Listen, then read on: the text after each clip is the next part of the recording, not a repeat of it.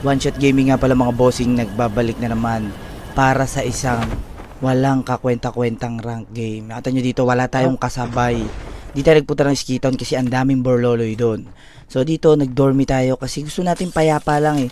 So meron dito naliligaw, kaya pinektusan na natin tong isa. Mapagpanggap si kuya dito. Kala ko wala na to eh. Tapos nagul tayo, may naka-board. And then pagbaba natin dito, merong namamasyal dito. Kaya pinektusan natin si Dudong.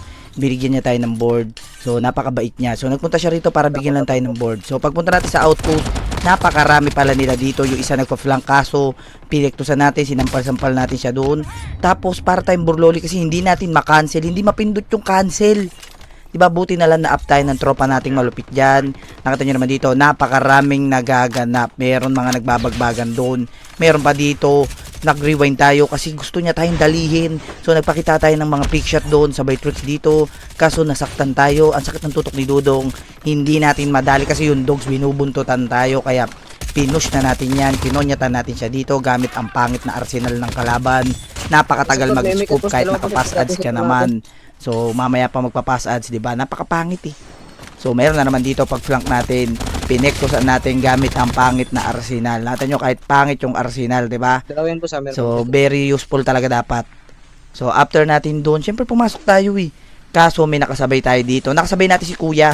So pag backslide natin, hindi natin nadali. Pero ano na eh, barag na si Dudong eh. Syempre pagka ganyan, hindi mo na yan papatakasin. So syempre, binira na natin yan dito. Sinisid na natin si Dudong dyan. Pinektusan natin siya ron kasi gusto niya mag-swimming kasi sakto mainit ngayon. Kaya pinag-swimming muna natin siya doon. Tumawid tayo dito. Tapos pagpunta natin may na-aksidente na naman dito. Syempre, binigay muna natin yung kill sa tropa natin. Mabait tayo eh. Kaya binigay natin yung kill. Kaso meron na naman ditong Dudong. Nagpa-flank na naman. So nagulat siya pag side niya doon. Nagulat siya may pogi dito. Pinektusan natin yan. Siyempre binigay ulit natin yung kill sa kampi natin, di ba? Napakabait talaga natin. Mapagbigay tayo eh. Kaya pag push ulit natin dito, may nagsasightseeing na sniper doon. Tapos nagulat tayo, nakahaber dito, biglang bumaba. Buti na lang talaga mabilis yung reaction natin. Ang tagal niya nag-antay, ang tagal niya tayong barilin. Pero wala pa siyang 3 segundo bago natin siya nadali. Diba? So, useless lang yung pag-aantay niya. Hindi siya tumagal ng 3 segundo ron. So, yung isa dito, magbo-board out. Kaso, pag board out niya ron, labi na pala yun. So, pumikit lang siya. Paggising niya, nasa labi na siya. So, pag push na naman natin dito, meron na naman ditong looter. Tutukay niya na sana yung loot. Kaso, tinuka niya yung bala ko. Kaya kawawa si kuya doon. Nag-floor walk siya rito. Pinektusan na natin yan. Siyempre, tutuluyan na natin yan eh.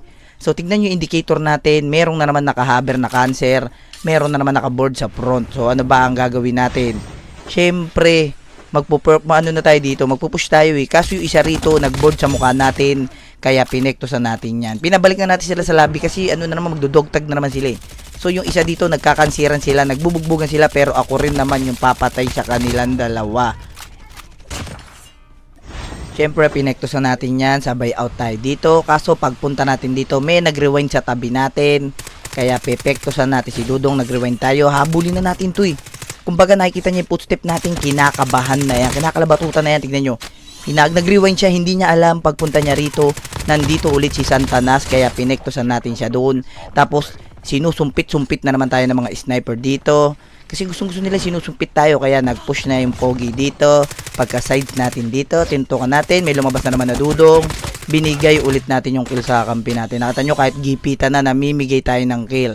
Yung isa rito nagpo-floor rocks. Papahiramin ko sana ng kumot kaso biglang may umextra eh.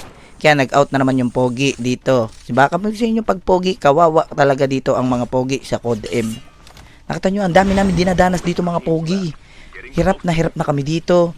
Pag flank natin dito, yung dalawa 2v2 situation tayo. Dito 2 teams left natin nyo naman. Yung dalawa dito nagsa-sightseeing. Nakita nyo, wala na tayong bala. Wala na kasi naubos na eh. Diba? Kasi ang dami natin sinumpit-sumpit doon.